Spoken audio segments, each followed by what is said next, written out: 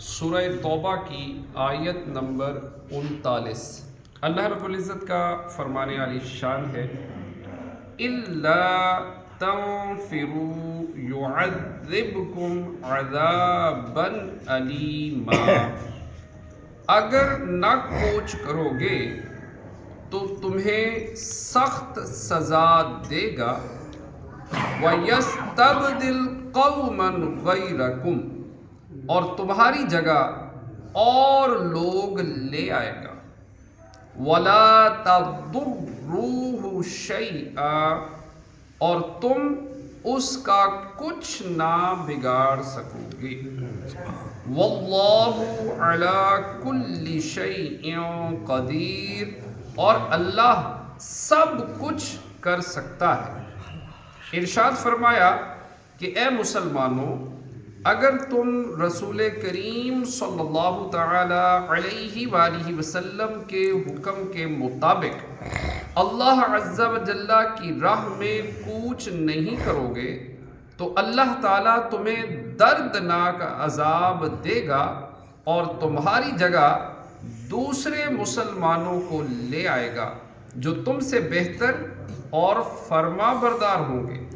مراد یہ ہے کہ اللہ تعالیٰ اپنے حبیب صلی اللہ تعالیٰ علیہ وآلہ وسلم کی نصرت اور ان کے دین کو عزت دینے میں خود کفالت فرمائے گا۔ تو اگر تم فرمان رسول کی اطاعت میں جلدی کرو گے تو یہ سعادت تمہیں نصیب ہوگی، اور اگر تم نے سستی کی تو اللہ تعالیٰ دوسروں کو اپنے حبیب صلی اللہ تعالی علیہ وآلہ وسلم کے شرف خدمت سے سرفراز فرمائے گا۔ اس سے یہ بھی واضح ہوا کہ دین کی تبلیغ مسلمانوں کا منصب اور ذمہ داری ہے۔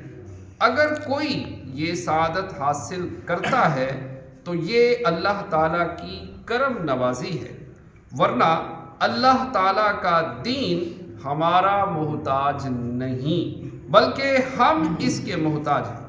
نیز اسلام کی اشاعت ہم پر موقوف نہیں، کیونکہ ہم سے پہلے بھی دنیا میں اسلام تھا اور ہمارے بعد بھی رہے گا۔